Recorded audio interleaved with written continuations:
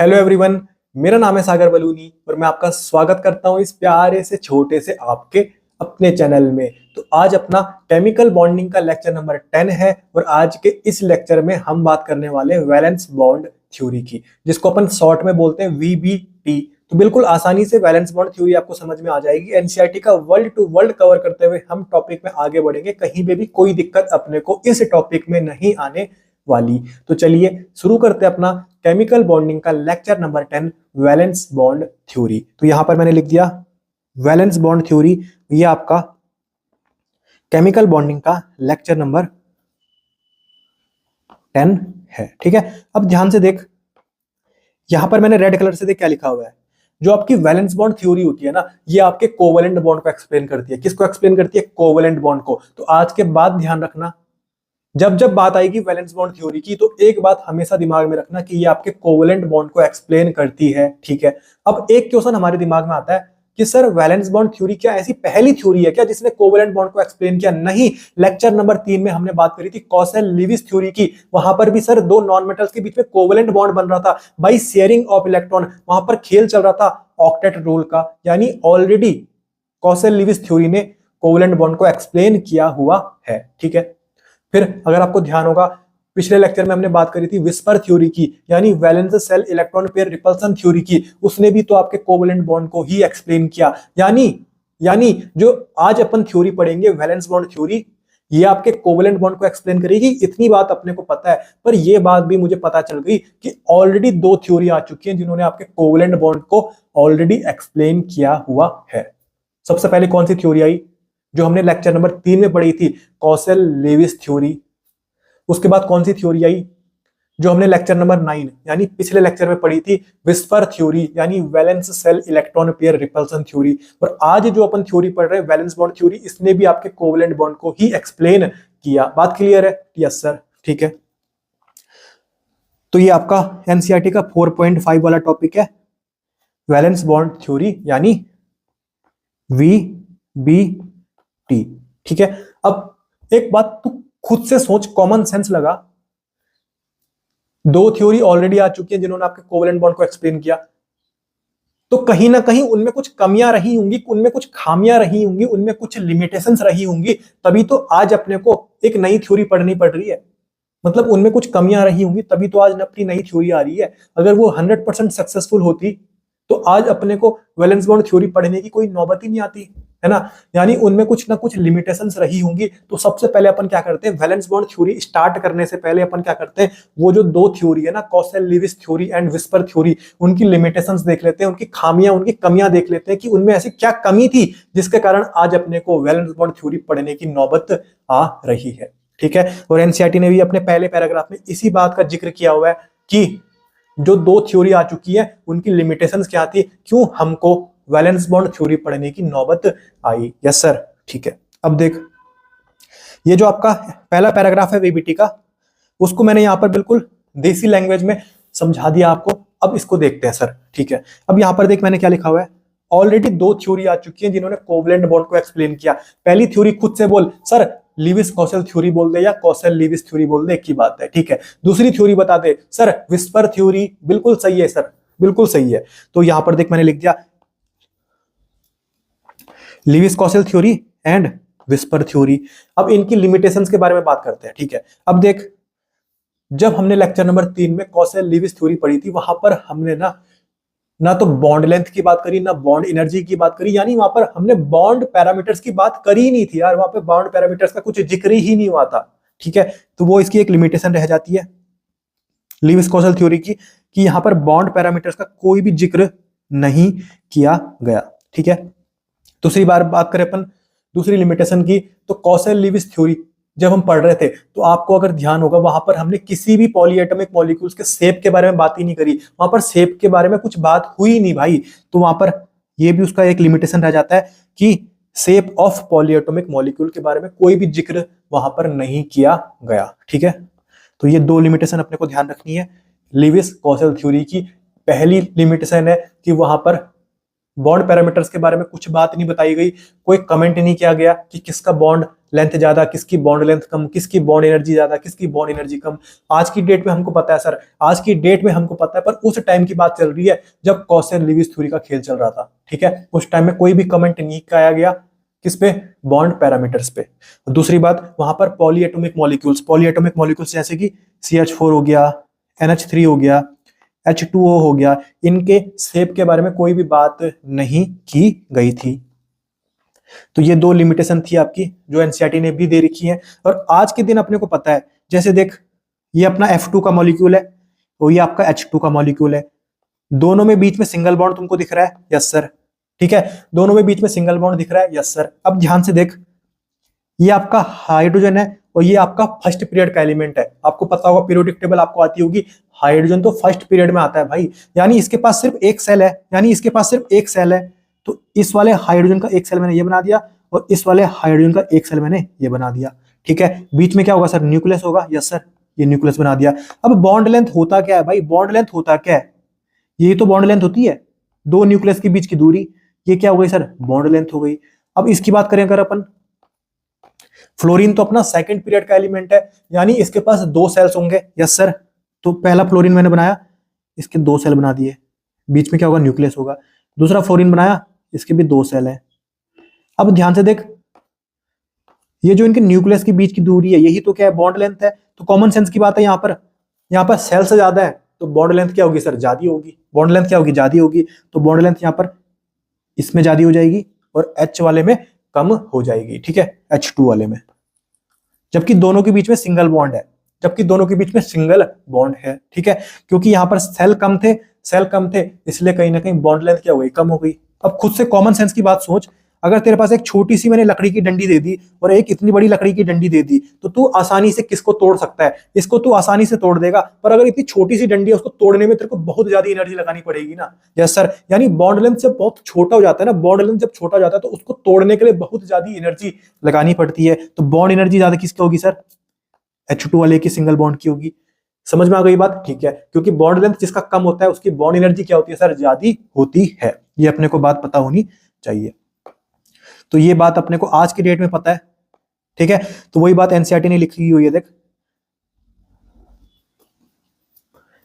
एक अपना H2 है और एक आपका F2 है, ठीक है। तो बॉन्ड एनर्जी देख किसकी ज्यादा है, इसकी कितनी है 435.8 किलो जूल और इसकी कितनी है 155 किलो जूल, ठीक है। तो हाइड्रोजन की बॉन्ड एनर्जी ज्यादा है, तो हमने भी देखा, देख बॉन्ड एनर्जी किसकी ज्यादा है, हाइड्रोजन की ज्यादा है, यस सर। हमको वैल्यूज ध्यान नहीं रखनी, हमको बस इतना पता होना चाहिए कि किसकी ज्यादा है किसकी कम है, और ये भी रटना नहीं है, कंसेप्ट अपने को पता होने चाहिए। और बॉन्ड लेंथ ज्यादा किसकी है, बॉन्ड लेंथ अपनी F2 की ज्यादा है। यहाँ पर ध्यान से देख, F2 की कितनी है 144 पिकोमीटर और H2 की कितनी है 74 पिकोमीटर। तो F2 की बॉन्ड लेंथ क्या है सर, ज्यादा है। और हमको कंसेप्ट क्लियर है हमारे, हमको कोई दिक्कत नहीं होने वाली। तो मैं उम्मीद करता हूं ये बात आपको समझ में आ गई होगी। तो हमने अभी बात करी लिविस कॉशेल थ्योरी की, तो हमने ये बात देख लिया कि लिविस कॉशेल थ्योरी ने आपके कोवेलेंट बॉन्ड को तो एक्सप्लेन किया, यस सर, पर वहां पर दो लिमिटेशन थी जिनके बारे में हमने अभी चर्चा करी। पहली लिमिटेशन कौन सी है कि बॉन्ड पैरामीटर्स के बारे में कोई भी जिक्र वहां पर नहीं किया गया। दूसरी लिमिटेशन क्या है कि शेप ऑफ पॉलीएटॉमिक मॉलिक्यूल्स नहीं बताया गया, पॉलीएटॉमिक मॉलिक्यूल्स का शेप क्या आएगा, वहां पर कोई भी जिक्र इस बारे में नहीं किया गया। तो आप कोशिश करो जैसे जैसे मैं पढ़ा रहा हूं, इसी साथ में इसी रिद्म में आपको बिल्कुल पूरा आपका तैयार हो जाए टॉपिक, ठीक है, क्योंकि मैं फॉर्मेलिटी नहीं कर रहा हूं। मैं उम्मीद कर रहा हूं कि जैसे जैसे मैं आपको पढ़ा रहा हूं, इसी फ्लो के साथ, इसी रिद्म के साथ आपको भी पूरा ये कंठस्थ हो रहा होगा। अब अपन आगे बढ़ते हैं। दूसरी थ्योरी जिसने आपके कोवेलेंट बॉन्ड को एक्सप्लेन किया वो है विस्पर थ्योरी। विस्पर थ्योरी की एक बार तू क्या कर, फुल फॉर्म बता दे। मेरे को आता है sir, valence shell electron pair repulsion theory. Yes sir, बिल्कुल क्लियर है, कोई दिक्कत नहीं है। अब इसकी लिमिटेशन के बारे में बात करते हैं, और हमने पिछले लेक्चर में भी बात करी थी, वही टू वही लाइन सेम टू सेम मैंने यहाँ पर चिपका दी। Valence shell electron pair repulsion theory बोली कि जो इलेक्ट्रॉन पेयर का रिपल्सन हो रहा है ना, उससे अपना शेप डिफाइन होता है। क्या होता है सर, शेप डिफाइन होता है, but it is not clear and continues to be the subject of doubt and discussion. ये सेम टू सेम पैराग्राफ मैंने आपके पिछले लेक्चर में भी कवर करा था लास्ट में, कि जो विस्पर थ्योरी होता है ना, उसने ये तो बता दिया कि जो शेप आ रहा है ना किसी मॉलिक्यूल का, वो इलेक्ट्रॉन पेयर के रिपल्सन के कारण आ रहा है, पर उसने ये जो रीजन दिया इलेक्ट्रॉन पेयर का रिपल्सन, उसके बारे में उसको खुद से कहीं ना कहीं 100% वो मतलब क्लियर नहीं है, 100% वो कंफर्म नहीं है, कुछ ना कुछ उसके अभी भी डाउट है। इसलिए कहीं ना कहीं ये जो रीजन उसने बताया था ये अभी भी subject of doubt and discussion अभी भी इसमें चल रहा है। तो ये इसकी लिमिटेशन है, किसकी? विस्पर थ्योरी की। और ये सारा एनसीईआरटी का लिखा हुआ है, मैं यहाँ पर खुद भी अपने मन से कुछ भी नहीं बता रहा हूं, तो ये बात अपने को पता होनी चाहिए। तो ये जो लिमिटेशंस थी ना Kossel Lewis theory and VSEPR theory की, इन लिमिटेशंस को हटाने के लिए, इन लिमिटेशंस को ओवरकम करने के लिए, इन लिमिटेशंस को सुधारने के लिए यहाँ पर दो नई थ्योरी आई। पहली थ्योरी आपकी वैलेंस बॉन्ड थ्योरी, जिसको शॉर्ट में अपन वीबीटी बोलते हैं, जिसको अपन आज के लेक्चर में देखने वाले हैं, आज के लेक्चर में पढ़ने वाले हैं। और जो अगली थ्योरी है वो आएगी आपकी मॉलिक्यूलर ऑर्बिटल थ्योरी, जो आपको आगे के लेक्चर में देखने को मिल जाएगी। इसको शॉर्ट में अपन एमओटी बोलते हैं। तो बोलने का मतलब ये है कि Kossel Lewis theory and VSEPR theory जो थी, उनकी जो लिमिटेशंस थी ना, उनको सुधारने के लिए, उनको ओवरकम करने के लिए दो नई theory I, VBT and MOT. ठीक है। और एनसीईआरटी एक बहुत खूबसूरत बात बोलती है कि VBT and MOT are based on quantum mechanical principles. तो ये बात अपने को पता होनी चाहिए कि ये जो VBT valence bond theory and MOT molecular orbital theory है ना, ये आपके क्वांटम मैकेनिकल प्रिंसिपल्स पे बेस्ड है। ठीक है। तो वही बात मैंने यहां पर लिख दी।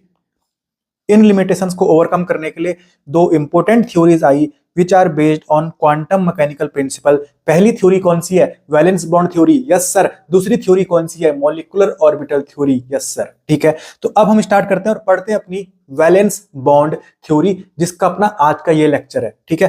तो यहां पर मैंने लिख दिया वैलेंस बॉन्ड थ्योरी। अब जब जब बात आएगी वैलेंस बॉन्ड थ्योरी की, हमेशा ध्यान रखना वैलेंस बॉन्ड थ्योरी के अंदर तेरी दो चीज आती है, एक आती है ओवरलैपिंग और एक आती है तेरी हाइब्रिडाइजेशन। Yes sir. एक आती है ओवरलैपिंग, दूसरी आती है हाइब्रिडाइजेशन। अरे भाई, हाइब्रिडाइजेशन तो हमने लेक्चर नंबर 2 में कवर कर लिया। हाइब्रिडाइजेशन तो हमने लेक्चर नंबर 2 में कवर कर लिया सर। यानी अगर मैंने ओवरलैपिंग सीख ली, यानी अगर मैंने ओवरलैपिंग का कंसेप्ट सीख लिया, तो मेरी वैलेंस बॉन्ड थ्योरी नीट 2025 के लिए तैयार हो जाएगी। बिल्कुल सही बात है। ठीक है। तो वैलेंस बॉन्ड थ्योरी में ओवरलैपिंग आती है एंड हाइब्रिडाइजेशन आता है। हाइब्रिडाइजेशन हमने ऑलरेडी पढ़ लिया लेक्चर नंबर 2 में, और अब हम पढ़ेंगे सर ओवरलैपिंग। Yes sir. तो ये बात आपको पता होनी चाहिए कि वैलेंस बॉन्ड थ्योरी के अंदर आपकी दो चीज आती है, एक आती है ओवरलैपिंग और एक आती है हाइब्रिडाइजेशन। ठीक है। अब मैं आपको थोड़ा सा बता देता हूं ओवरलैपिंग का मतलब क्या होता है। जैसे देख, ये एक हाइड्रोजन का एटम है, ये बीच में न्यूक्लियस और ये इसका सेल, और इसमें एक इलेक्ट्रॉन प्रेजेंट होगा। ठीक है। वैसे ये दूसरा हाइड्रोजन का एटम है, बीच में न्यूक्लियस और ये इसका एक सेल। ठीक है। अब यहाँ पर क्या होगा सर? ओवरलैपिंग होगी। यहाँ पर सेल्स के बीच में क्या होगी सर? ओवरलैपिंग होगी। देखो, जैसे ये एक हाइड्रोजन का एटम है और ये दूसरा हाइड्रोजन का एटम है, तो यहाँ पर ये जो ओवरलैपिंग हुई, इसी के कारण क्या बनता है? यहाँ पर एक कोवेलेंट बॉन्ड बनता है। ठीक है। हमने स्टार्टिंग में देखा था कि जो ये वैलेंस बॉन्ड थ्योरी है ना सर, ये कोवेलेंट बॉन्ड को बताती है कि कोवेलेंट बॉन्ड कैसे बन रहा है, कोवेलेंट बॉन्ड के फॉर्मेशन को बताती है। ठीक है। और जब हमने ये कॉसेल लिविस थ्योरी से देखा था, हमने देखा था कि वहां पर कोवेलेंट बॉन्ड बन रहा है भाई इक्वल शेयरिंग ऑफ इलेक्ट्रॉन से, और यहां पर हमको देखने को मिल गया कि जो कोवेलेंट बॉन्ड बन रहा है वो कैसे बन रहा है भाई? Overlapping, by overlapping. ठीक है। अभी डिटेल में हम आगे देखेंगे। अब देख, यहां पर ये पैराग्राफ दे रखा है वैलेंस बॉन्ड थ्योरी का। इसमें क्या लिखा हुआ है इन्होंने? इसमें लिखा हुआ है कि जो वैलेंस बॉन्ड थ्योरी है ना, जो वैलेंस बॉन्ड थ्योरी, इसको इंट्रोड्यूस किया था बाय हिटलर एंड लंडन ने। दो साइंटिस्ट आए, कौन कौन से? Hitler and London. Yes sir.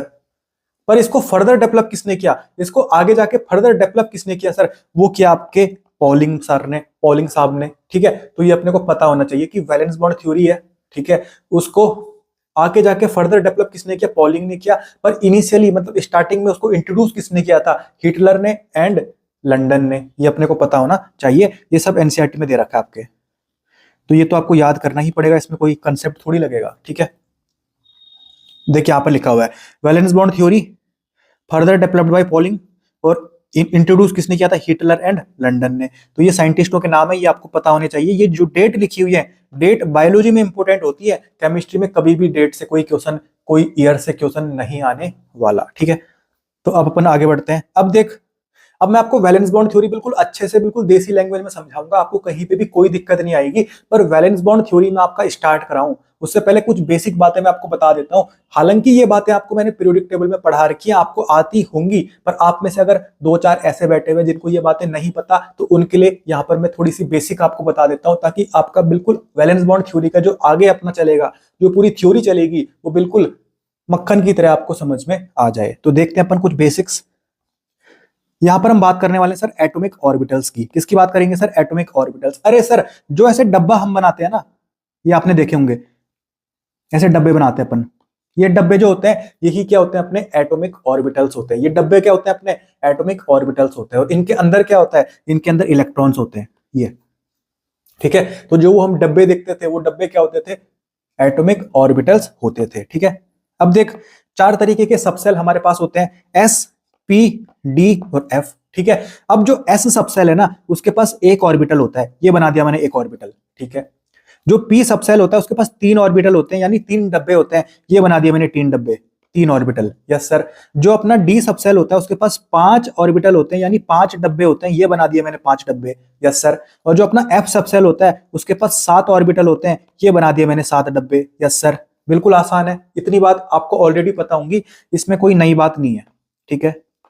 तो जो ये डब्बे होते हैं, ये क्या होते हैं? अपने एटॉमिक ऑर्बिटल्स होते हैं।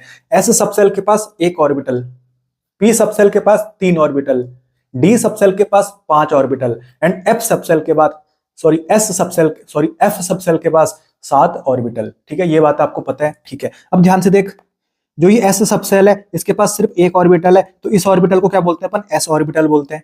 एक ही ऑर्बिटल है, तो उसी को मैंने क्या बोल दिया? एस ऑर्बिटल, यस सर, ठीक है। अब जैसे मैं बात करूं पी सबसेल की, तो पी सबसेल के पास तीन ऑर्बिटल है, एक, दो, तीन, तो इनको मैंने नाम दे दिया P X, P Y and P Z. P X, P Y and P Z, simple है, ठीक है। वहीं अगर मैं बात करूं डी सबसेल की, तो इसके पास पांच ऑर्बिटल है, इनको मैंने नाम दे दिया D X, D Y, D Z, D X square Y square and D Z square. बिल्कुल आसान है। बाकी ये जो डिटेल में अपन पढ़ेंगे, कोऑर्डिनेशन केमिस्ट्री में पढ़ेंगे डी सबसेल के बारे में, ठीक है।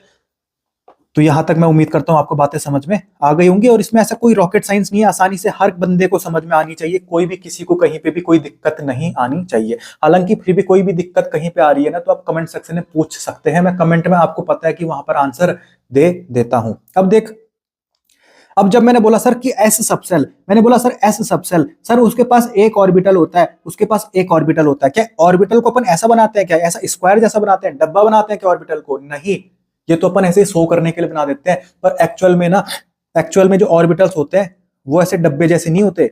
अगर एस ऑर्बिटल की बात होगी, तो वो स्पेरिकल होता है सर। जो पी ऑर्बिटल होता है, वो आपका डंबल शेप होता है सर। डंबल याद है ना, जब अपन जिम में जाते हैं, वहां पर उठाते हैं ना ऐसा डंबल, तो वो भी तो ऐसा ही शेप का होता है।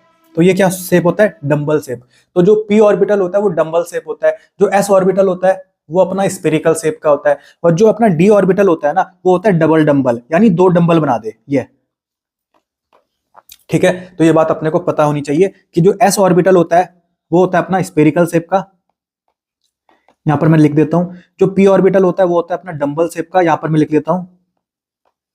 और जो डी ऑर्बिटल होता है, वो होता है डबल डंबल, ये लिख दिया मैंने, डबल डंबल। बिल्कुल आसान है, ठीक है। यानी जो अपन अभी तक ऐसे बोल रहे थे कि सर ये एटॉमिक ऑर्बिटल ऐसा होता है, ये सर ऐसा नहीं होता, ये अपन ऐसा बना देते हैं, पर होता एक्चुअल में कैसा है? अगर एस ऑर्बिटल होगा तो स्पेरिकल होगा, पी ऑर्बिटल होगा तो डंबल होगा, एंड डी ऑर्बिटल होगा तो डबल डंबल होगा, यस सर। बिल्कुल आसान है, समझ में आ गई बात, ठीक है।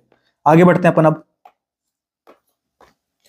अब यहां पर इलेक्ट्रॉनिक कन्फिगरेशन की बात करते हैं। हालांकि इलेक्ट्रॉनिक कन्फिगरेशन मैंने आपको कहां सिखा रही है? पीरियोडिक टेबल में सिखा रखी है, ठीक है। यहां पर मैं आपको पीरियोडिक टेबल की जो इलेक्ट्रॉनिक कन्फिगरेशन होती है, वो यहां पर सिखा नहीं रहा हूं। मैं मान के चल रहा हूं कि आपको इलेक्ट्रॉनिक कन्फिगरेशन निकालनी आती है, ठीक है, क्योंकि मैंने पीरियोडिक टेबल में आपको ये पढ़ा रखी है। अब देख, ये मैंने बोला सर कि ये अपना क्या है सर? एटॉमिक ऑर्बिटल है, और एक एटॉमिक ऑर्बिटल है ना, उसके अंदर मैक्सिमम दो इलेक्ट्रॉन रह सकते हैं। जैसे ये अपना एक एटॉमिक ऑर्बिटल है, इसके अंदर मैक्सिमम दो इलेक्ट्रॉन हो सकते हैं। मैक्सिमम बोल रहा हूं मैं, एक भी रह सकता है और हो सकता है कि एक भी ना रहे, ठीक है। पर मैक्सिमम कितने इलेक्ट्रॉन रहेंगे एक एटॉमिक ऑर्बिटल के अंदर? एक डब्बे के अंदर सर दो इलेक्ट्रॉन रहेंगे, यस सर। बात क्लियर हो गई, ठीक है।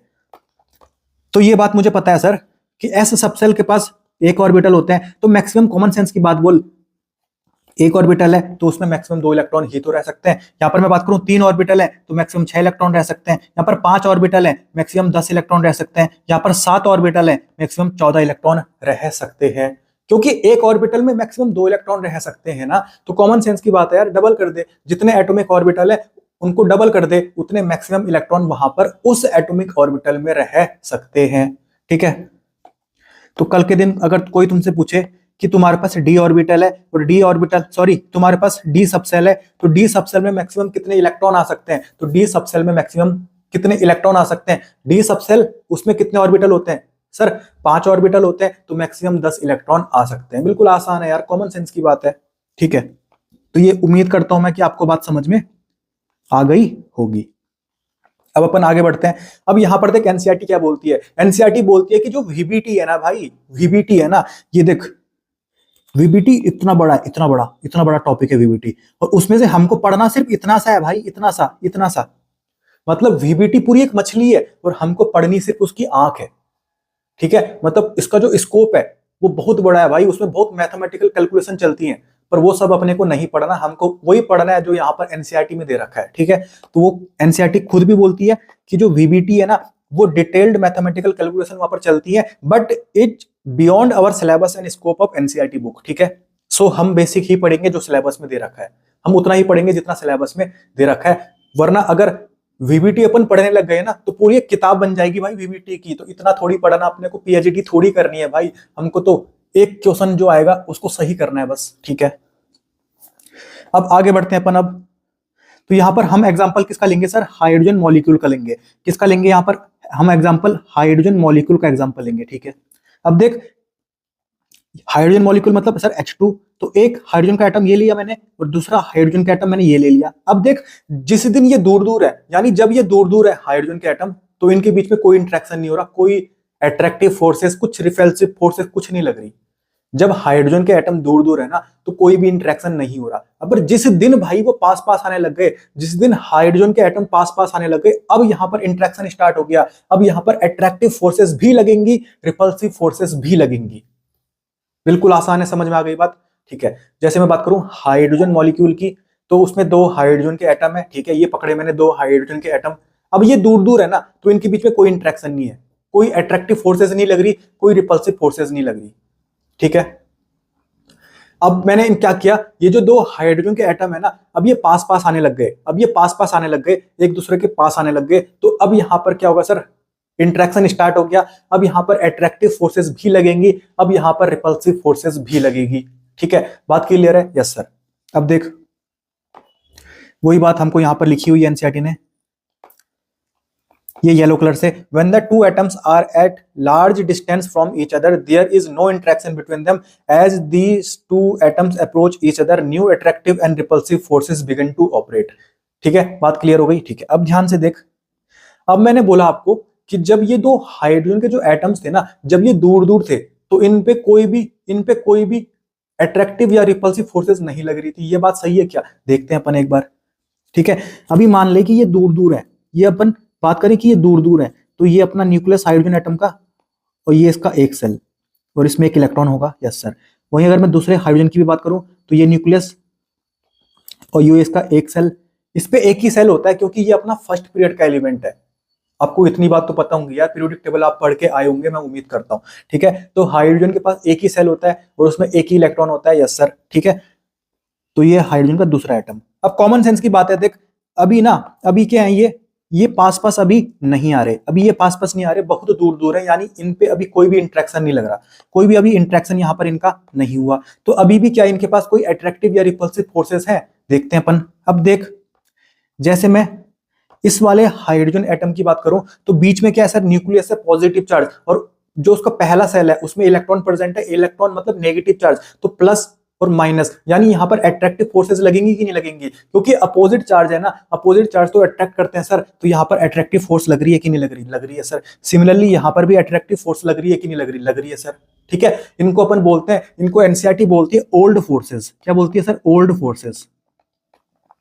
ठीक है, ओल्ड फोर्सेस, ये तो एटम के अंदर खुद ही लग रही है भाई साहब, इसमें किसी और का इंट्रैक्शन के कारण कोई फोर्स नहीं लग रही, अगर मैं इसको हटा भी दूं ना, अगर मैं एक को हटा भी दूं तो इसमें भी अगर मैं देखूं तो न्यूक्लियस तो है ही सही और इलेक्ट्रॉन तो है ही सही, तो वहां पर अट्रैक्टिव फोर्स तो हमेशा लगेगी सही। इसको एनसीईआरटी बोल रही है ओल्ड फोर्स, इसको बोल रही है एनसीईआरटी ओल्ड फोर्स, ठीक है। और ये बात कब की चल रही थी? जब दोनों हाइड्रोजन के एटम दूर दूर है, अभी वो पास पास नहीं आई है। अब क्या होगा कि दोनों हाइड्रोजन के एटम पास पास आएंगे, ठीक है, और अब नई फोर्सेस जनरेट होंगी, अब नई फोर्सेस जनरेट होंगी, वही लिखा हुआ था कि यहां पर न्यू। एक सेकंड, हाँ,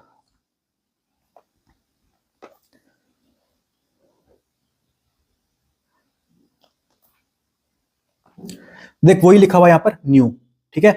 ओल्ड फोर्सेस के बारे में मैंने आपको बता दिया, पहले भी क्या उनमें फोर्सेस लग रही थी जब वो दूर दूर थे, यस सर लग रही थी।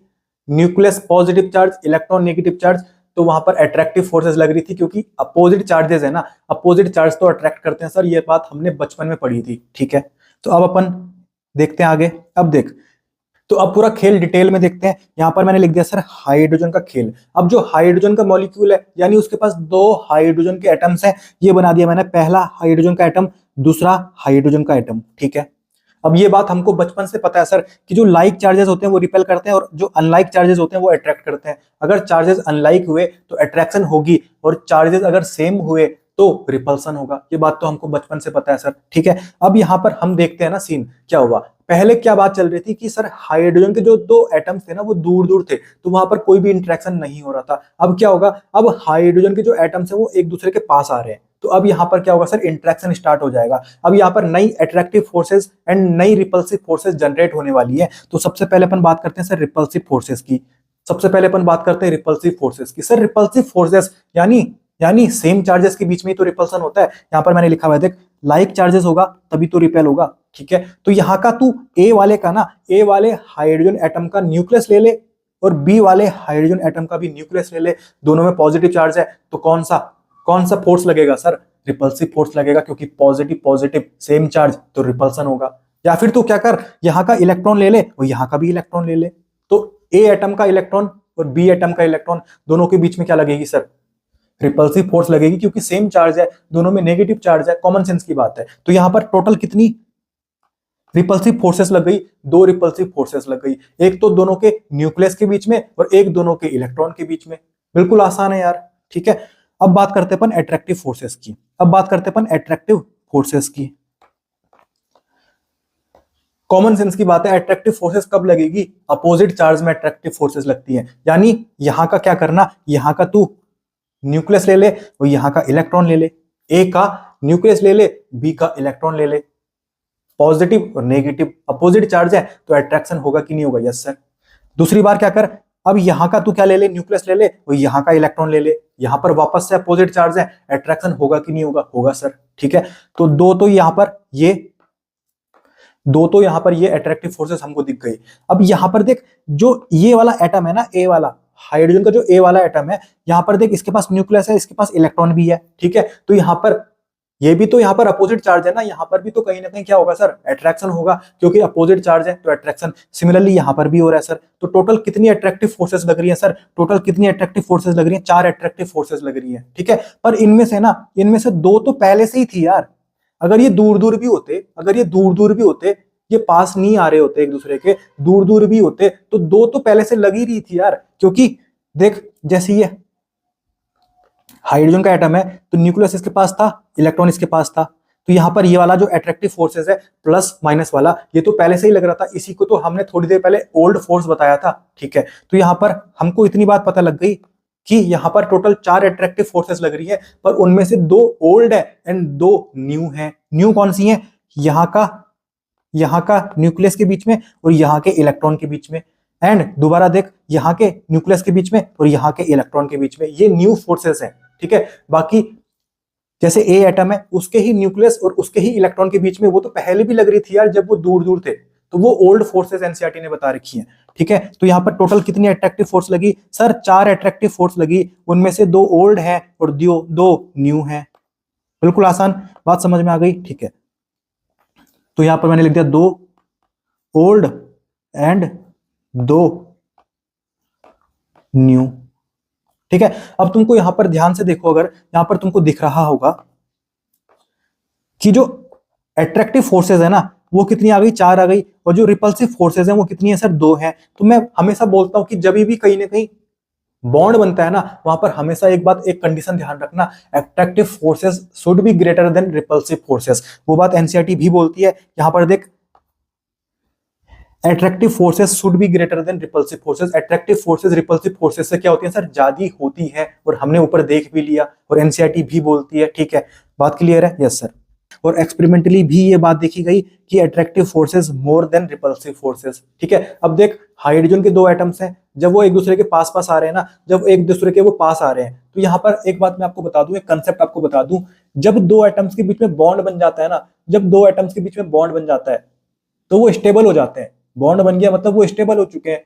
और एक बात ध्यान रखना, स्टेबिलिटी एंड एनर्जी एक दूसरे के इनवर्सली रिलेटेड होते हैं। अगर स्टेबिलिटी बढ़ेगी तो एनर्जी घटेगी, और स्टेबिलिटी घटेगी तो एनर्जी बढ़ेगी। ठीक है, तो देख, ये हाइड्रोजन के 2 एटम्स है, इसको मैंने ए बोल दिया, इसको मैंने बी बोल दिया। ठीक है, अब जब ये एक दूसरे के पास पास आ रहे हैं, तो अभी तो इनके बीच में कोई बॉन्ड नहीं बना हुआ, कोई बॉन्ड नहीं बना हुआ, बॉन्ड नहीं बना हुआ, यानी ये लेस स्टेबल है, और लेस स्टेबल है यानी पोटेंशियल एनर्जी इनकी क्या, ज्यादा है। वही बात मैंने यहाँ पर लिख दी, लेस स्टेबल यानी पोटेंशियल एनर्जी ज्यादा। अब क्या हुआ, यहाँ पर ओवरलैपिंग हो गई, अब यहाँ पर इनके बीच में बॉन्ड बन गया। बॉन्ड बन गया मतलब ये सर स्टेबल हो गए, ये सर स्टेबल हो गए, और ये स्टेबल हो गए, तो इनकी पोटेंशियल एनर्जी क्या हो गई सर, घट गई। क्योंकि मैंने आपको बताया था कि स्टेबिलिटी एंड एनर्जी एक दूसरे के इनवर्सली रिलेटेड होते हैं। ठीक है, तो अगर मैं मान लूं यहाँ पर एनर्जी तेरी x थी, यहाँ पर तेरी एनर्जी y थी, तो मैं अगर x माइनस वाई करूँ ना, अगर मैं x माइनस वाई करूँ, इसी को मैं बोलता हूँ बॉन्ड इंथैल्पी या फिर bond dissociation energy. Bond enthalpy या फिर बॉन्ड डिसोसिएशन एनर्जी। ठीक है, अब देख, एक बात मैं तुझे बता दूं, अब देख, जैसे देख, ये हाइड्रोजन का एटम था और ये हाइड्रोजन का एटम था। ठीक है, अब यहाँ पर इनके बीच में बॉन्ड बन गया, यानी अब ये स्टेबल हो चुके हैं। तो जब कुछ चीज स्टेबल हो जाती है ना, तो यहाँ पर एनर्जी निकलती है भाई। जब कुछ स्टेबल चीज हमको बनानी होती है ना, तो एनर्जी निकलती है।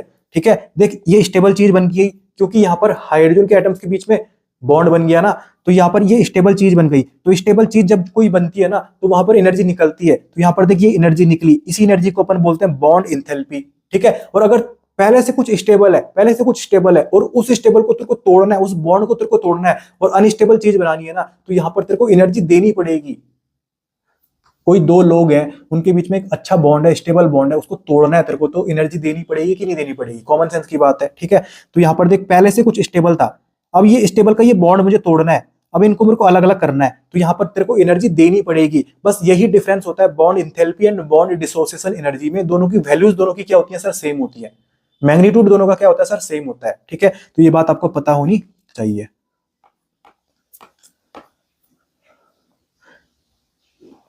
तो bond energy equal to bond dissociation energy, यही बात आपको एनसीईआरटी ने यहां पर लिख के दे रखी है। Since the energy get released when the bond is formed between 2 hydrogen atoms. Bond form हो रहा है यानी स्टेबल चीज बन रही है, स्टेबल चीज बनेगी तो वहां पर एनर्जी निकलेगी।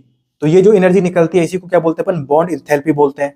ठीक है, और बॉन्ड डिसोसिएशन एनर्जी यानी जो H2 का मॉलिक्यूल है, अब वहां पर बॉन्ड बना हुआ है, यानी वो पहले से स्टेबल है, अब उस स्टेबल बॉन्ड को मुझे तोड़ना है, तो यहाँ पर तेरे को एनर्जी देनी पड़ेगी। इस एनर्जी को मैं बोल रहा हूँ bond dissociation energy. Bond enthalpy equal to bond dissociation energy होता है, वैल्यू दोनों की सेम आती है। ठीक है, तो वही बात यहाँ पर लिखी हुई है, कोई दिक्कत नहीं है।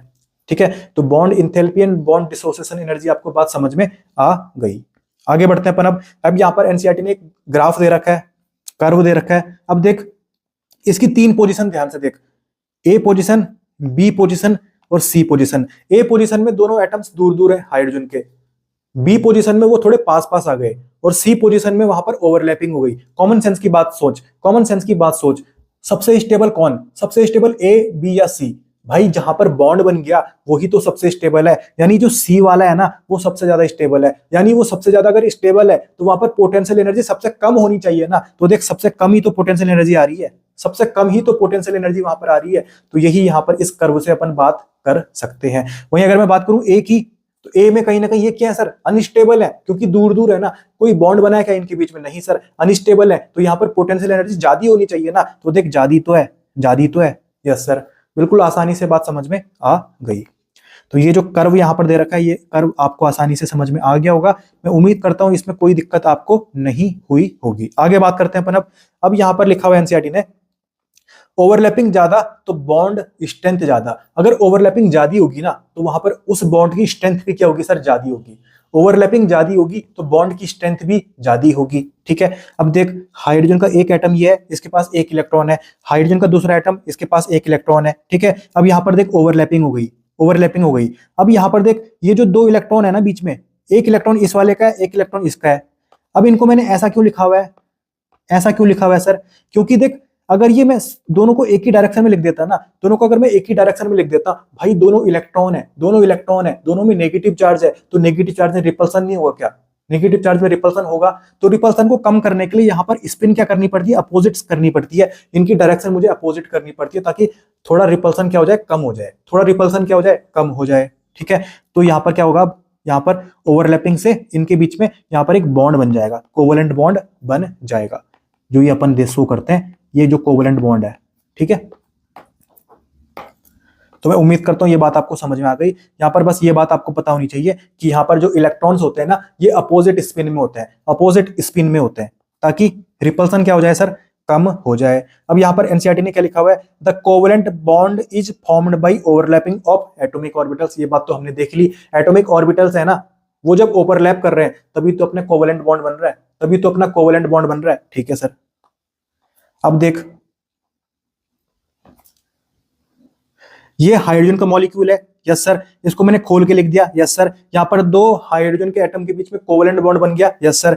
दो हाइड्रोजन के बीच covalent bond formed by overlapping of 1s orbital of दो हाइड्रोजन एटम्स। मैं बताता हूं आपको क्या लिखा हुआ है। ये मैंने एक हाइड्रोजन का एटम लिया, इसके पास एक इलेक्ट्रॉन है, ठीक है, तो यहां पर मैं इसकी इलेक्ट्रॉनिक कन्फिग्रेशन कैसे लिखूंगा, 1s1 लिखूंगा। सिमिलरली दूसरे हाइड्रोजन की बात भी ऐसी चलेगी, उसके पास भी इलेक्ट्रॉनिक कन्फिग्रेशन 1s1 होगी। यानी इसके पास देख 1s ऑर्बिटल है, इसके पास भी 1s ऑर्बिटल है, और उसके पास एक इलेक्ट्रॉन है। इन्हीं के बीच में तो ओवरलैपिंग हुई है, इन्हीं के बीच में तो ओवरलैपिंग हुई है। तो यहाँ पर ओवरलैपिंग कौन सी हुई है सर, 1s ओवरलैपिंग हुई है। कौन सी, 1s ओवरलैपिंग, या फिर मैं बोलूं SS ओवरलैपिंग हुई है। कौन सी हुई है सर, SS ओवरलैपिंग हुई है। 1s orbital of A hydrogen atom की ओवरलैपिंग हुई 1s orbital of B hydrogen atom से। बिल्कुल आसान है।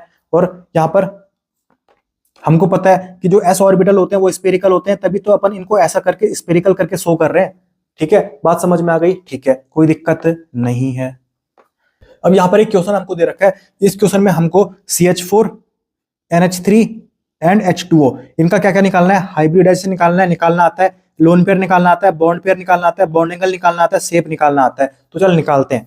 तो यहाँ पर सबसे पहले है CH4, ठीक है, तो इसका हाइब्रिडाइजेशन निकालते हैं। ठीक है, तो 4 + 4/2, तो कितना हो गया 8/2 यानी 4। तो ये 4 क्या अपना गोलू नंबर है। तो यहाँ पर हाइब्रिडाइजेशन कितना आ जाएगा सर, हाइब्रिडाइजेशन आ जाएगा तेरा sp3, हाइब्रिडाइजेशन आ जाएगा तेरा sp3। ठीक है, लोन पेयर कैसे निकालते हैं, लोन पेयर इक्वल टू गोलू number minus side atom. Side atom कितने अपने पास 4 है, तो 4 में से 4 गया, लोन पेयर कितने हो गए, 0 हो गए। ठीक है, फिर बॉन्ड पेयर कैसे निकालते हैं अपन, बॉन्ड पेयर इक्वल टू गोलू number minus lone pair. Lone pair कितना आ गए, 0 आ गए, मतलब 4 तेरे पास क्या है सर, बॉन्ड पेयर है। फिर क्या निकालना है, बॉन्ड एंगल निकालना है। सर sp3 है तो बॉन्ड एंगल यहां पर कितना होगा सर, 109 डिग्री 28 मिनट। ठीक है, फिर निकालना है अपने को शेप। सर sp3 हाइब्रिडाइजेशन है, लोन पेयर 0 है, तो शेप क्या होगा सर, टेट्राहेड्रल होगा। क्या होगा सर, टेट्राहेड्रल होगा, ये लिख दिया मैंने, टेट्राहेड्रल। समझ में आ गई बात, यस सर। अगला एग्जांपल देख, NH3 लिखा हुआ है, ठीक है, तो इसका हाइब्रिडाइजेशन निकालते हैं। सर 5 + 3 2 से डिवाइड कर दिया, ये आ गया तेरा 4। सर ये मेरा गोलू नंबर है। सर हाइब्रिडाइजेशन आ गया तेरा sp3, yes sir. Lone pair अगर मैं निकालूं तो लोन पेयर कैसे निकालूंगा सर, 4 माइनस साइड एटम कितने है सर, 3 है, तो 4 में से 3 गया, लोन पेयर 1 आ गया। तो बॉन्ड पेयर अगर मैं निकालूं, बॉन्ड पेयर कैसे निकालूंगा sir, Golu number 4 minus lone pair कितने 1 है, तो यहाँ पर 3 बॉन्ड पेयर आ गए। सर मैं बॉन्ड एंगल कैसे निकालूं, ध्यान से देख, हाइब्रिडाइजेशन तेरा sp3 है और लोन पेयर कितना है सर, 1 है, और हमको ये बात पता है कि एक लोन पेयर बॉन्ड एंगल को 2 डिग्री से कम करता है। तो अगर लोन पेयर 0 डिग्री होते थे तो बॉन्ड एंगल होता था 109 डिग्री 28 मिनट। तो अब एक लोन पेयर आ गया, यानी बॉन्ड एंगल को 2 डिग्री से कम करना है, तो कितना आ जाएगा sir, 107 degree 28 minute. 107 degree 28 minute, बिल्कुल आसान है। अब यहाँ पर तेरे को शेप निकालना है। क्या निकालना है? शेप निकालना है। देख sp3 होता है तो टेट्राहेड्रल होता है कि नहीं होता? होता है सर। अब यहाँ पर एक लोन पेयर आ गया तो एक डंडी हटा दे, तो यहाँ पर हमको बात पता लग गई कि यहाँ पर जो शेप आएगा क्या आएगा सर? पैरामिडल आएगा। क्या आएगा सर? पैरामिडल। पैरामिडल, ठीक है। आगे बढ़ते हैं अपन। अब यहाँ पर आया water molecule. Water molecule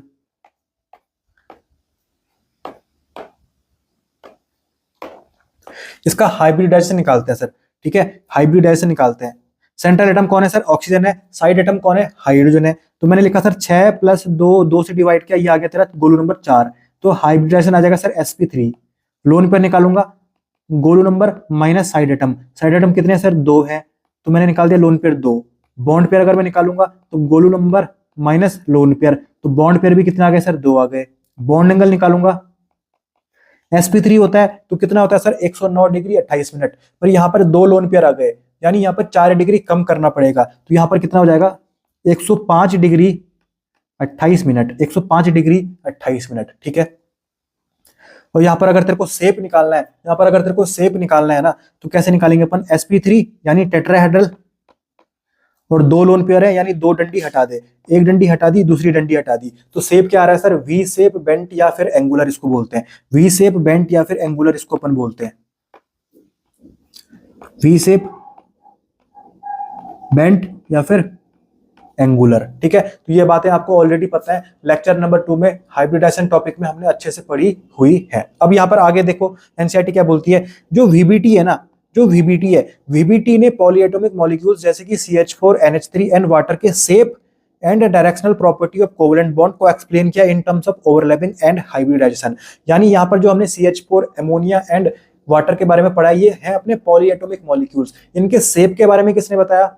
sir VBT ने बताया। इनके डायरेक्शनल कैरेक्टरिस्टिक के बारे में किसने बताया? सर वीबीटी ने बताया, ठीक है। तो ये बात अपने को पता होनी चाहिए। इनकी जो डायरेक्शनल प्रॉपर्टी है ना, वो किसने बताई? वीबीटी ने। इनका जो शेप है वो किसने बताया?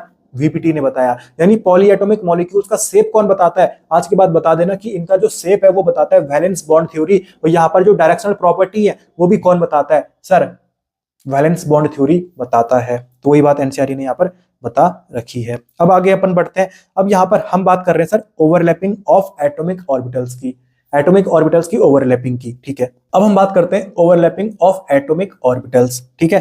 तो ये लिख दिया मैंने sir, overlapping of atomic orbitals. Atomic orbitals की ओवरलैपिंग होगी। तो यहाँ पर 3 तरीके से ओवरलैपिंग हो सकती है, पॉजिटिव ओवरलैपिंग, नेगेटिव ओवरलैपिंग या फिर जीरो ओवरलैपिंग, ठीक है। 3 तरीके से यहाँ पर एटॉमिक ऑर्बिटल्स की ओवरलैपिंग हो सकती है, पॉजिटिव ओवरलैपिंग, नेगेटिव ओवरलैपिंग या फिर जीरो ओवरलैपिंग, ठीक है। अब अगर आपको ध्यान होगा फिजिक्स में ना, ऐसे अपन एक वेव बनाते हैं, ये अपनी एक कंप्लीट वेव हो गई, तो इसका ये जो ऊपर वाला फेज है इसको अपन पॉजिटिव मान लेते हैं, जो नीचे वाला फेज है इसको अपन नेगेटिव बोलते हैं। सिमिलरली यहाँ पर भी एटॉमिक ऑर्बिटल्स के केस में भी होता है।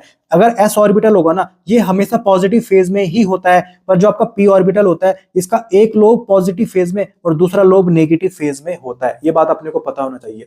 s ऑर्बिटल में हमेशा पॉजिटिव फेज में ही रहेगा वो, पर जो p ऑर्बिटल है उसका एक लोब पॉजिटिव फेज में और दूसरा लोब उसका नेगेटिव फेज में होता है। अब ध्यान से देख, मैं पॉजिटिव ओवरलैपिंग कब बोलूंगा, नेगेटिव ओवरलैपिंग कब बोलूंगा और जीरो ओवरलैपिंग कब बोलूंगा। इससे पहले मैं आपको एक चीज बता देता हूं, एक छोटी सी बात बता देता हूं।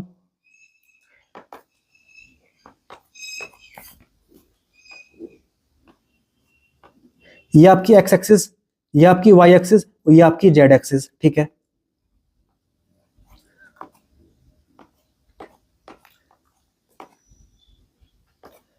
ये एक्स एक्सिस, ये वाई एक्सिस और ये आपकी जेड एक्सिस, ठीक है। और ये आपका क्या है, ये आपका पी ऑर्बिटल है। ये आपका क्या है, पी ऑर्बिटल है। हमको पता है sir P orbital dumbbell shape का होता है, ठीक है।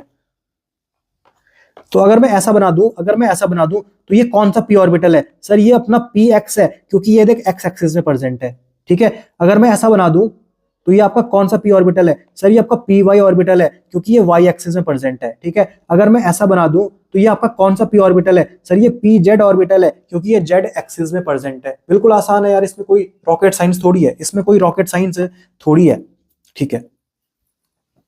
तो देख, पॉजिटिव ओवरलैपिंग में कब बोलूंगा, अब हमको पता है सर अगर एस ऑर्बिटल आएगा तो वो तो हमेशा पॉजिटिव ही रहेगा, पर जब पी ऑर्बिटल आएगा ना तो पी ऑर्बिटल का एक लोब क्या है सर? पॉजिटिव है और एक लोब क्या सर नेगेटिव है, एक लोब पॉजिटिव है और एक लोब नेगेटिव है। ठीक है, अगर अगर यहां पर ओवरलैपिंग हो गई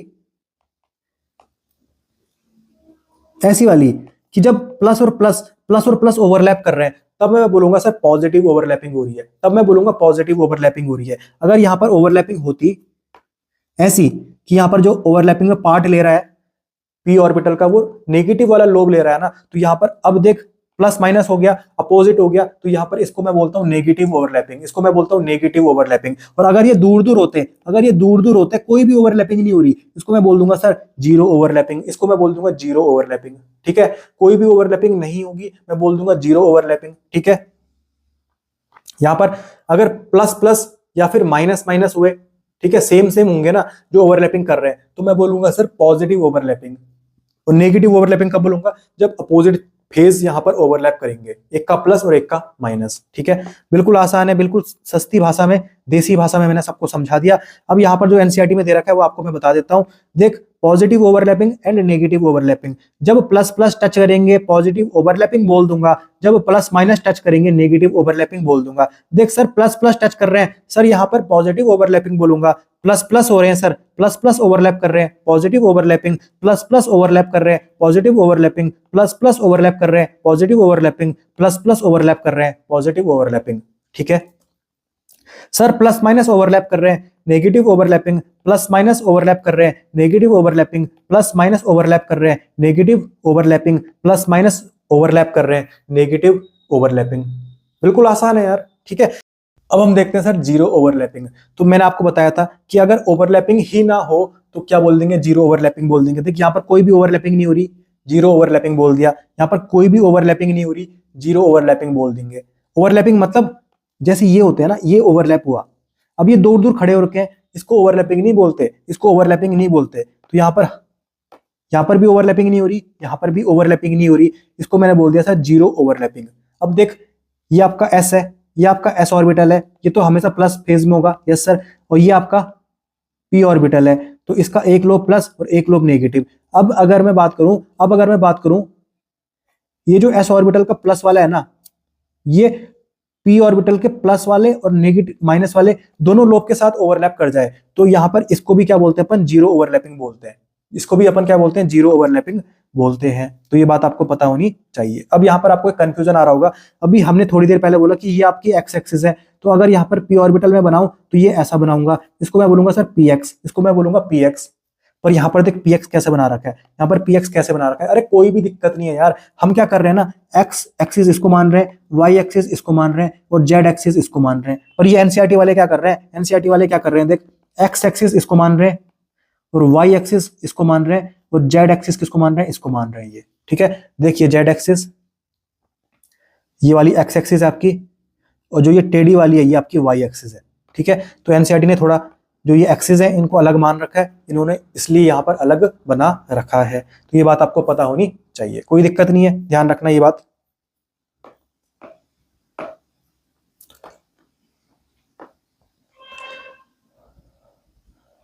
अब आगे बढ़ते हैं अपन, ये जो सारा यहाँ पर डायग्राम दे रखा है एनसीईआरटी में, ये बातें मैंने आपको ऑलरेडी बता दी। देख जैसे प्लस वाला प्लस के साथ ओवरलैप कर रहा है तो पॉजिटिव ओवरलैपिंग बोल दिया, देख प्लस वाला माइनस के साथ ओवरलैप कर रहा है तो नेगेटिव ओवरलैपिंग बोल दिया, देख यहाँ पर कोई भी ओवरलैपिंग नहीं हो रही तो मैंने जीरो ओवरलैपिंग बोल दी इसको।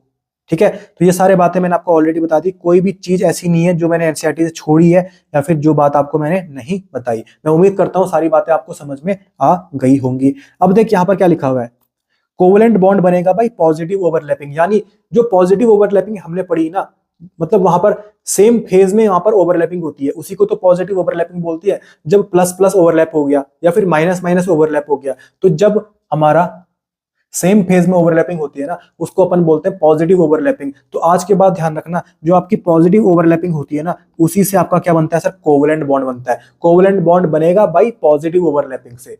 कोवेलेंट बॉन्ड कैसे बनेगा भाई, पॉजिटिव ओवरलैपिंग। स्टार्टिंग में हमने बात करी थी कि ओवरलैपिंग होगी तब आपका कोवेलेंट बॉन्ड बनेगा, और अब बात पता लग गई कि ओवरलैपिंग भी कौन सी होनी चाहिए सर, पॉजिटिव ओवरलैपिंग होगी तब मेरा कोवेलेंट बॉन्ड बनेगा। तो ये बात बहुत इंपॉर्टेंट है, आपको पता होनी चाहिए कि कोवेलेंट बॉन्ड बनेगा बाई पॉजिटिव ओवरलैपिंग।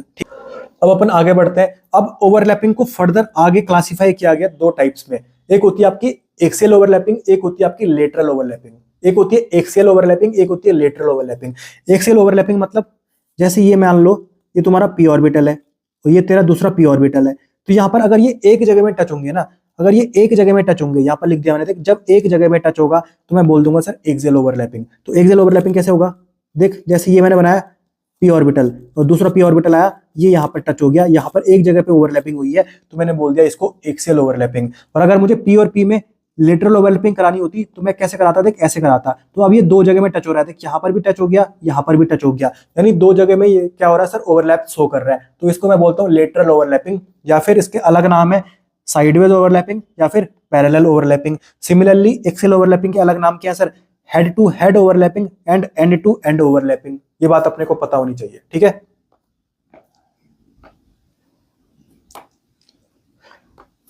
तो यहां पर मैंने लिख दिया कि अगर एक जगह में टच होगा तो एक्सियल ओवरलैपिंग बोल दूंगा, और दो जगह में टच होगा तो इसको लेटरल ओवरलैपिंग बोल दूंगा।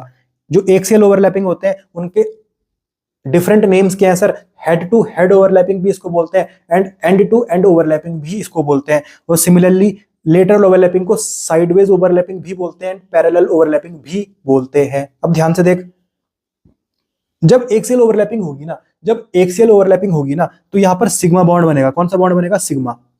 ये अपने को पता होना चाहिए। एक्सियल ओवरलैपिंग में सिग्मा बॉन्ड बनता है एंड लेटरल ओवरलैपिंग में पाई बॉन्ड बनता है। पाई बॉन्ड बनता है, कौन सा बॉन्ड बनता है, पाई बॉन्ड बनता है। एक्सियल ओवरलैपिंग होगी तो सिग्मा बॉन्ड बनेगा, लेटरल ओवरलैपिंग होगी तो पाई बॉन्ड बनेगा। बस इतनी बात पता होनी चाहिए, ठीक है। अब ध्यान से देख, एग्जांपल देख एक्सियल ओवरलैपिंग के, SS overlapping, SP overlapping and PP overlapping. अब ध्यान से देख, एसएस ओवरलैपिंग, ये मैंने एस ऑर्बिटल बनाया और ये मैंने दूसरा एस ऑर्बिटल बनाया। अब यहां पर हेड टू हेड ओवरलैपिंग होगी इनके बीच में, ये हो गई सर एक्सियल ओवरलैपिंग। एक जगह में टच है इसलिए मैं इसको एक्सियल ओवरलैपिंग बोल रहा हूं। क्या यहां पर तेरी लेटरल ओवरलैपिंग हो सकती है क्या, नहीं भाई, एसएस ऑर्बिटल में कभी भी लेटरल ओवरलैपिंग नहीं हो सकती, क्योंकि यहां पर ये एक ही जगह में ओवरलैप करेंगे ना, ठीक है। फिर मैं दूसरा एग्जांपल ले रहा हूं एसपी ओवरलैपिंग का। तो ये मैंने एस ऑर्बिटल बनाया और ये मैंने पी ऑर्बिटल बना दिया, ठीक है। तो कॉमन सेंस की बात है, देख यार, ये भी हमेशा ना एक ही जगह में यहां पर ओवरलैप शो कर सकता है, ये भी हमेशा क्या हो सकता है सर, एक्सियल ओवरलैपिंग ही शो कर सकता है, ये हमेशा एक्सियल ओवरलैपिंग ही शो कर सकता है। साइडवेज ओवरलैपिंग यानी लेटरल ओवरलैपिंग यहां पर भी पॉसिबल ही नहीं है। तो एसएस में एंड एसपी में ओनली कौन सी ओवरलैपिंग होगी सर, कौन सी ओवरलैपिंग होगी, एक्सियल ओवरलैपिंग ही होगी। और अगर अब मैं बात करूं पीपी ओवरलैपिंग की, पीपी ओवरलैपिंग की, तो ये मैंने पी ऑर्बिटल बना दिया और ये मैंने दूसरा पी ऑर्बिटल बना दिया, ठीक है। तो अगर मैं यहां पर एक्सियल ओवरलैपिंग कराना चाहता हूं तो एक जगह में मुझे ओवरलैपिंग करानी पड़ेगी, एक जगह में मुझे टच करना पड़ेगा, ये हो गई मेरी एक्सियल ओवरलैपिंग। और अगर मुझे पी और पी में लेटरल ओवरलैपिंग करानी पड़ती तो मुझे यहां पर दो जगह पे ओवरलैपिंग करानी पड़ती। यहां पर मैं क्या करता, ऐसे कर देता, देख ये, तो देख दो जगह में टच हो गया, यहां पर भी यहां पर भी। तो अब यहां पर पी और पी ऑर्बिटल में लेटरल ओवरलैपिंग हो रही है, तो पी और पी ऑर्बिटल में एक्सियल ओवरलैपिंग भी हो सकती है, लेटरल ओवरलैपिंग भी हो सकती है। ये आपने याद नहीं करना है यार, ये कॉमन सेंस से थोड़ा सा दिमाग भी अगर लगाओगे तो आपको ऑलरेडी समझ में बात आ जाएंगी, ठीक है। तो कॉमन सेंस की बात है, यहाँ पर क्या क्या लिखा हुआ है, देख एस ऑर्बिटल में लेटरल ओवरलैपिंग हो सकती है क्या, नहीं हो सकती यार, एस ऑर्बिटल में कभी लेटरल ओवरलैपिंग हो ही नहीं सकती। याद नहीं करना, ये मैंने आपको बता दिया कैसे, ठीक है। तो एस ऑर्बिटल में लेटरल ओवरलैपिंग नहीं हो सकती। दूसरी बात, एस ऑर्बिटल में हमेशा सिग्मा बॉन्ड फॉर्म होगा क्या, एस ऑर्बिटल में हमेशा सिग्मा बॉन्ड फॉर्म होगा क्या, यस सर, हमेशा सिग्मा बॉन्ड फॉर्म होगा, क्योंकि यहाँ पर हमेशा एक्सियल ओवरलैपिंग होगी और एक्सियल ओवरलैपिंग से तो सिग्मा बॉन्ड ही तो फॉर्म होता है, एक्सियल ओवरलैपिंग से सिग्मा बॉन्ड ही तो फॉर्म होता है, ठीक है। तो मैं बोल दूं क्या कि एस ऑर्बिटल में हमेशा सिग्मा बॉन्ड फॉर्म होगा भाई, एक्सियल ओवरलैपिंग भाई, एक्सियल ओवरलैपिंग, एस ऑर्बिटल में हमेशा सिग्मा बॉन्ड फॉर्म होगा भाई, एक्सियल ओवरलैपिंग। वही बात मैंने यहां पर लिख दी, कोई दिक्कत नहीं है, कोई कंफ्यूजन नहीं है, ठीक है। आगे बढ़ते हैं अपन। अब ये सब मैंने आपको बता दिया, ठीक है। अब देख यहाँ पर क्या एक क्वेश्चन लिखा हुआ है, overlapping possible in PP orbital. PP में तो भाई एक्सियल ओवरलैपिंग भी हो सकती है, लेटरल ओवरलैपिंग भी हो सकती है। यहाँ पर हमने देख लिया, देख पीपी ऑर्बिटल थे, एक्सियल ओवरलैपिंग हो गई, पीपी ऑर्बिटल थे, लेटरल ओवरलैपिंग हो गई, ठीक है। यहाँ पर मैं आपको बना के भी बता देता हूं, एसएस ऑर्बिटल में ये देख हमेशा एक्सियल ओवरलैपिंग होगी, एसपी ऑर्बिटल में भी हमेशा एक्सियल ओवरलैपिंग होगी, पीपी ऑर्बिटल में एक्सेल ओवरलैपिंग शो करनी है तो मैंने ये बना दिया सर, और पीपी ओवरलैपिंग में अगर मुझे लेटरल ओवरलैपिंग शो करनी है तो ये मैंने बना दिया। ठीक है, दो जगह में ओवरलैपिंग हो रही है, दो जगह में टच हो रहा है सीन, तो मैंने बोल दिया इसको लेटरल ओवरलैपिंग। ठीक है, यहां पर सिर्फ एक जगह में ओवरलैप हो रहा है तो मैंने बोल दिया एक्सियल ओवरलैपिंग। एक्सियल ओवरलैपिंग में सिग्मा बॉन्ड बनता है क्या? Yes sir.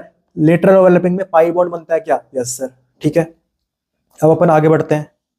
अब यहां पर एनसीईआरटी क्या बोलती है कि जो आपका पाई बॉन्ड बना, हमको बात पता है सर पाई बॉन्ड कब बनता है? पाई बॉन्ड बनता है बाई लेटरल ओवरलैपिंग। तो यहां पर मैंने पी और पी ऑर्बिटल के बीच में लेटरल ओवरलैपिंग कराने की कोशिश करता हूं। ये आपका पी ऑर्बिटल और ये आपका दूसरा पी ऑर्बिटल, दोनों के बीच में लेटरल ओवरलैपिंग हो गई, क्योंकि यहाँ पर दो जगह पे ओवरलैपिंग हो रही है, इसी को अपन लेटरल ओवरलैपिंग बोलते हैं। यहाँ पर आपका कौन सा बॉन्ड बनता है? पाई बॉन्ड बनता है। ठीक है, अब देख, तो जो यहाँ पर पी और पी ऑर्बिटल के जो ऊपर वाले लोब्स है ना, ये आपका एक इलेक्ट्रॉन क्लाउड बना देते हैं, और जो नीचे वाले लोब्स हैं वो आपका दूसरा इलेक्ट्रॉन क्लाउड बना देते हैं। इसलिए एनसीईआरटी बोलती है कि जब पाई बॉन्ड बनता है तो वहां पर दो सॉसर टाइप क्लाउड्स होते हैं, चार्ज्ड क्लाउड्स होते हैं, दो इलेक्ट्रॉन क्लाउड्स जिनको बोलते हैं, वो बन जाते हैं above and below the plane of participating atom. एक ये बन गया, एक ये बन गया, इसी को अपन बोलते हैं कि यहाँ पर क्या बन गया? तुम्हारा पाई बॉन्ड बन गया। तो बस इतना ध्यान रखना है, लेटरल ओवरलैपिंग होगी तो पाई बॉन्ड बनेगा, एक्सियल ओवरलैपिंग होगी तो सिग्मा बॉन्ड बनेगा। अब एक बात हमेशा ध्यान रखना, थोड़ी देर पहले मैंने आपको ऊपर बताया था कि अगर ओवरलैपिंग ज्यादा होगी ना तो बॉन्ड का स्ट्रेंथ भी क्या होता है सर? ज्यादा होता है। ये देखिए यहाँ पर मैंने आपको पढ़ा रखा है कि अगर ओवरलैपिंग ज्यादा होगी तो बॉन्ड स्ट्रेंथ भी क्या होता है सर? ज्यादा होता है। ओवरलैपिंग अगर ज्यादा होगी तो बॉन्ड स्ट्रेंथ भी क्या होता है? ज्यादा होता है। अब मैं आपको एक बात बताऊं कि जो आपकी एक्सियल ओवरलैपिंग होती है ना, जो आपकी एक्सियल ओवरलैपिंग होती है ना, वो आपकी लेटरल ओवरलैपिंग से क्या होती है सर? ज्यादा होती है। ध्यान रखना, एक्सियल ओवरलैपिंग ज्यादा होती है लेटरल ओवरलैपिंग से। मतलब अच्छी तरीके से कौन सी ओवरलैपिंग होती है? एक्सियल ओवरलैपिंग होती है। तो मैं बोल दूं क्या कि जो एक्सियल ओवरलैपिंग से सिग्मा बॉन्ड बनेगा वो स्ट्रांग होगा देन लेटरल ओवरलैपिंग से जो पाई बॉन्ड बनेगा, क्योंकि मुझे पता है सर ओवरलैपिंग ज्यादा अच्छी होगी तो बॉन्ड की स्ट्रेंथ भी क्या होगी? ज्यादा होगी। तो एक्सियल ओवरलैपिंग अच्छी है लेटरल ओवरलैपिंग से, तो एक्सियल ओवरलैपिंग से जो बॉन्ड बन रहा है यानी जो सिग्मा बॉन्ड है वो स्ट्रॉन्गर होगा, उसकी बॉन्ड स्ट्रेंथ ज्यादा होगी पाई बॉन्ड से। बिल्कुल आसान है यार, ये बात अपने को पता होनी चाहिए। ठीक है, तो बस इतना बात ध्यान रखना कि जो एक्सियल ओवरलैपिंग होती है वो ज्यादा अच्छे तरीके से होती है लेटरल ओवरलैपिंग से। तो मैं ये भी तो बोल सकता हूँ कि जो सिग्मा बॉन्ड बनेगा उसकी बॉन्ड स्ट्रेंथ ज्यादा होगी पाई बॉन्ड से, यानी जो सिग्मा बॉन्ड होगा वो ज्यादा स्ट्रॉन्गर होगा पाई बॉन्ड से। तो वही बात मैंने आपको आगे भी पढ़ा रखी है और एनसीईआरटी ने लिखा भी रखी है, जो सिग्मा बॉन्ड होगा वो ज्यादा स्ट्रॉन्ग होगा पाई बॉन्ड से। ठीक है, वही बात मैंने यहाँ पर लिख दी, strength of sigma and pi bond. तो ज्यादा स्ट्रेंथ किसकी होगी सर? सिग्मा बॉन्ड की ज्यादा स्ट्रेंथ होगी पाई बॉन्ड से। क्यों? क्योंकि ओवरलैपिंग ज्यादा कहां पे होती है सर? एक्सेल ओवरलैपिंग ज्यादा होती है और लेटरल ओवरलैपिंग कम होती है। और हमको ये बात पता है सर कि एक्सटेंट ऑफ ओवरलैपिंग ज्यादा होगी तो एक्सटेंट ऑफ ओवरलैपिंग ज्यादा होगी तो बॉन्ड स्ट्रेंथ ज्यादा होगी। तो तभी तो मैं बोल रहा हूँ कि sigma bond is more stronger than pi bond. तो वही बात यहां पर आपको देखने को मिल जाएगी, इसको पढ़ लेना, sigma bond is more stronger than pi bond. ठीक है, अब देख, जैसे अगर मैं बात करूं, ये बात आपको ऑलरेडी पता होगी, जो सिंगल बॉन्ड होता है ना, सिंगल बॉन्ड, तो हमेशा जो पहला बॉन्ड बनता है वो सिग्मा बॉन्ड ही होता है। तो अगर ये सिंगल बॉन्ड है तो जो पहला बॉन्ड बना होगा वो सिग्मा बॉन्ड ही बना होगा, क्योंकि सिग्मा बॉन्ड स्ट्रॉन्गर होता है। तो यहाँ पर सिग्मा बॉन्ड कितना हो गया सर? एक हो गया। पाई बॉन्ड कितने हैं सर? दो है। अभी मैं डबल बॉन्ड की बात करूं तो जो पहला बॉन्ड बना होगा ना वो सिग्मा बॉन्ड ही बना होगा, क्योंकि सिग्मा बॉन्ड स्ट्रॉन्ग होता है। तो पहला जो बॉन्ड बना होगा वो सिग्मा बॉन्ड होगा, जो दूसरा बॉन्ड है वो अपना पाई बॉन्ड होगा। तो यहाँ पर एक सिग्मा बॉन्ड होगा और एक पाई बॉन्ड होगा। और अगर मैं ट्रिपल बॉन्ड की बात करूं तो जो पहला बॉन्ड बनता है वो सिग्मा बॉन्ड ही होगा, तो सिग्मा बॉन्ड वापस से एक, और जो बाकी के दो बॉन्ड बचे जो बाद में बने वो आपके पाई बॉन्ड होंगे। ठीक है, तो यहां से बात पता लग गई कि जो पहला बॉन्ड बनेगा वो कौन सा बॉन्ड बनेगा सर? सिग्मा बॉन्ड बनेगा। जो स्ट्रॉन्गर बॉन्ड होगा वो कौन सा बॉन्ड होगा सर? सिग्मा बॉन्ड होगा। सिग्मा बॉन्ड पाई बॉन्ड से स्ट्रॉन्गर क्यों होता है? क्योंकि एक्सियल ओवरलैपिंग ज्यादा अच्छी होती है लेटरल ओवरलैपिंग से। ठीक है, एनसीईआरटी खुद बोलती है कि pi bond is formed in addition to sigma bond, यानी पहले सिग्मा बॉन्ड बनेगा उसके बाद पाई बॉन्ड बनेगा। ठीक है, यहां पर लिखा हुआ है ये आपका डबल बॉन्ड है, ये आपका डबल बॉन्ड है। यस सर, तो पहले इसमें सिग्मा बॉन्ड बनेगा उसके बाद आपका पाई बॉन्ड बनेगा। पहले जो एक बॉन्ड होगा वो सिग्मा बॉन्ड बनेगा, क्योंकि सिग्मा बॉन्ड स्ट्रॉन्गर बॉन्ड होता है, तब आपका पाई बॉन्ड बनेगा। ठीक है, इतनी बात आपको पता होनी चाहिए। तो सिंगल बॉन्ड में आपका एक सिग्मा बॉन्ड होता है, 0 पाई बॉन्ड होते हैं। डबल बॉन्ड में आपके एक सिग्मा बॉन्ड होता है और एक पाई बॉन्ड होता है। और ट्रिपल बॉन्ड में आपका एक सिग्मा बॉन्ड होता है, एंड 2 पाई बॉन्ड होते हैं, यानी हमेशा एक सिग्मा बॉन्ड होगा, मतलब सिग्मा बॉन्ड पहले बनता है, ठीक है, सिग्मा बॉन्ड पहले बनता है। तो चाहे मैं सिंगल बॉन्ड की बात करूं, डबल बॉन्ड की बात करूं, ट्रिपल बॉन्ड की बात करूं, इन तीनों में एक सिग्मा बॉन्ड होता है, ठीक है, एक सिग्मा बॉन्ड होता है। अब मैंने आपको बताया कि सर जो वीबीटी होती है ना, जो वैलेंस बॉन्ड थ्योरी होती है, इसमें हमको दो चीज पढ़नी है, एक ओवरलैपिंग जो हमने पढ़ ली, और एक आएगा हाइब्रिडाइजेशन जो हमने ऑलरेडी पढ़ लिया लेक्चर नंबर 2 में, ठीक है। तो ओवरलैपिंग हमने पढ़ ली, ओवरलैपिंग हमने उसके टाइप्स भी देख लिए, पॉजिटिव ओवरलैपिंग, नेगेटिव ओवरलैपिंग या फिर जीरो ओवरलैपिंग, फिर एक्सियल ओवरलैपिंग या फिर लेटरल ओवरलैपिंग, बिल्कुल अच्छे से हमने सीख ली बात। Yes sir.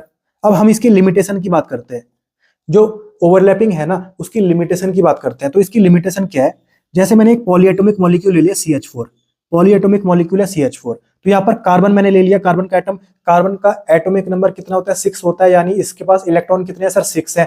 इलेक्ट्रॉनिक कन्फिग्रेशन लिखूं तो मैंने लिख दी सर इसकी electronic configuration 1s2 2s2 2p2, ठीक है। अब देख ये जो p सब सेल है ना, इसके पास कितने ऑर्बिटल होंगे, 3 ऑर्बिटल होंगे, ये बना दिया मैंने 3 ऑर्बिटल। और जो ये आपका s सब सेल है,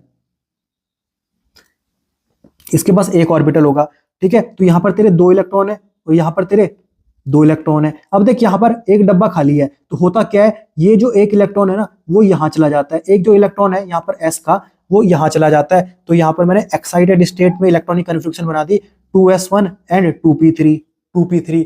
और ये जो इधर से उधर जो जा रहे हैं ना, ये कब होगा, ये सिर्फ वैलेंस सेल में होता है, वैलेंस सेल में। ऐसा मत करना कि यहां से तुमने किसी को भगा दिया उधर, यहां से मत भगा देना किसी इलेक्ट्रॉन को, ये सिर्फ वैलेंस सेल में अपन खेलते हैं, वैलेंस सेल में। वैलेंस सेल यानी जो सबसे बाहर वाला सेल होता है, ठीक है।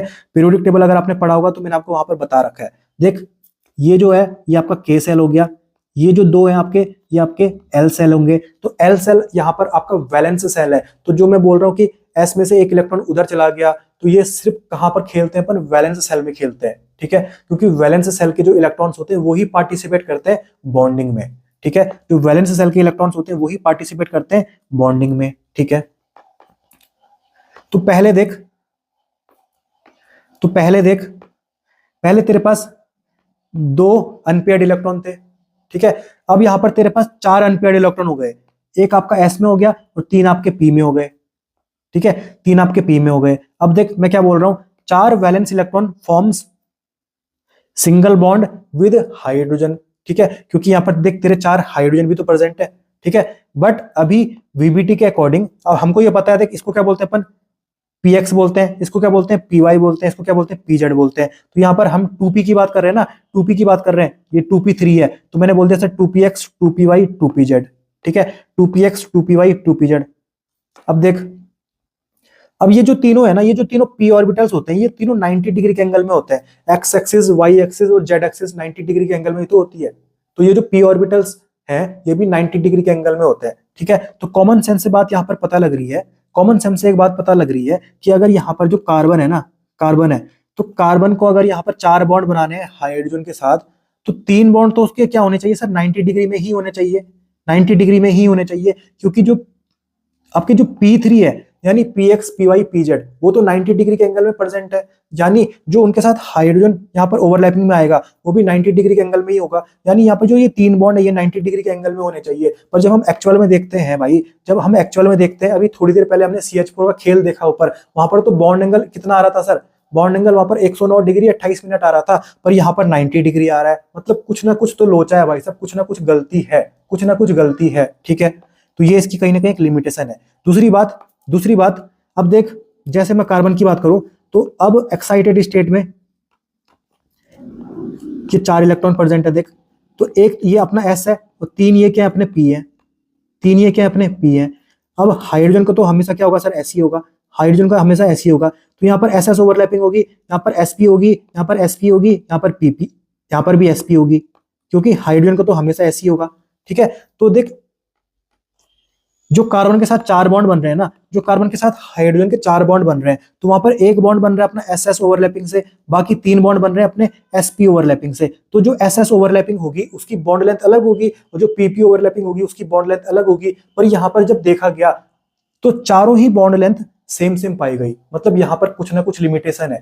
मतलब जो ये ओवरलैपिंग वाला खेल अपन पढ़ रहे हैं ना, इसमें भी कहीं ना कहीं कुछ गलती है, इसमें भी कहीं ना कहीं कुछ गलती है। ये गलती कब पता लगी? पॉलीएटॉमिक मॉलिक्यूल्स में पता लगी, CH4 में, NH3 में, वाटर में। सर बॉन्ड एंगल कुछ और आ रहा है और एक्चुअल में कुछ और आ रहा है। बॉन्ड लेंथ यहाँ पर बोल रहे हैं कि अलग अलग बॉन्ड लेंथ आएगी, पर एक्चुअल में बॉन्ड लेंथ सबकी सेम आ रही है। मतलब कहीं ना कहीं ओवरलैपिंग में कुछ ना कुछ कमियां हैं अभी भी बची हुई।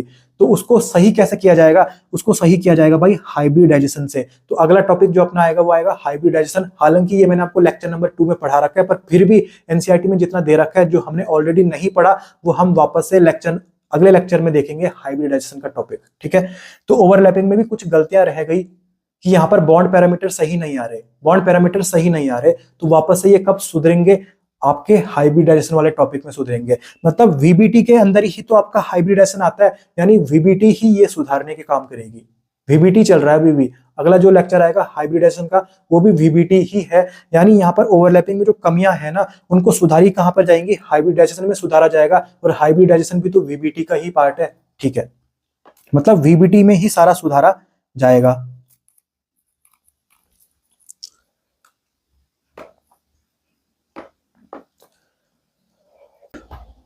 अब यहाँ पर वही बात लिखी हुई है जो मैंने आपको अभी तक बताई।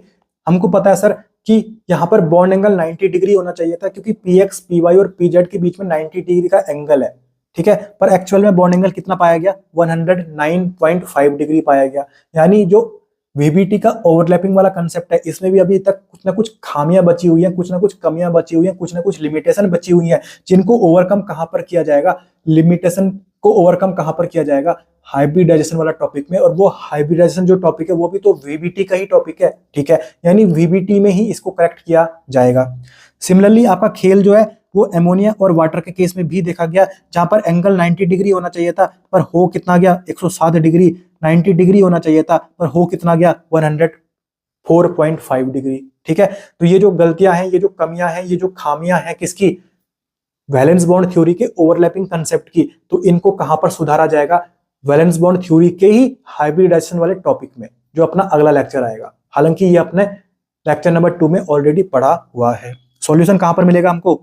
इन लिमिटेशंस का हाइब्रिडाइजेशन टॉपिक में, जो अपना अगला लेक्चर होगा। ठीक है, बिल्कुल छोटा सा लेक्चर होगा, क्योंकि उसका 90% पार्ट जो है ना, उसका जो 90% पार्ट है वो हमने ऑलरेडी पढ़ लिया लेक्चर नंबर 2 में। तो यहाँ पर छोटा सा लेक्चर होगा 30 मिनट का। हाइब्रिडाइजेशन का अगला लेक्चर होगा, उसको भी आप देख लेना। बाकी ये आपकी वैलेंस बॉन्ड थ्योरी कंप्लीट हुई, कंप्लीट तो नहीं हुई, मतलब वैलेंस बॉन्ड थ्योरी का जो ओवरलैपिंग वाला कंसेप्ट है वो कंप्लीट हो गया, और अब आप क्वेश्चन प्रैक्टिस कर सकते हो इसके रिगार्डिंग। ठीक है, बाकी अगर कोई डाउट आपको इस लेक्चर के रिगार्डिंग रहा होगा, कहीं पे कोई कंफ्यूजन आपका है, तो आप कमेंट सेक्शन में जरूर पूछ सकते हैं। बाकी कैसा लगा लेक्चर कमेंट सेक्शन में जरूर बताना। मिलते हैं अगले लेक्चर में, तब तक के लिए पढ़ते रहिए, मस्त रहिए, स्वस्थ रहिए।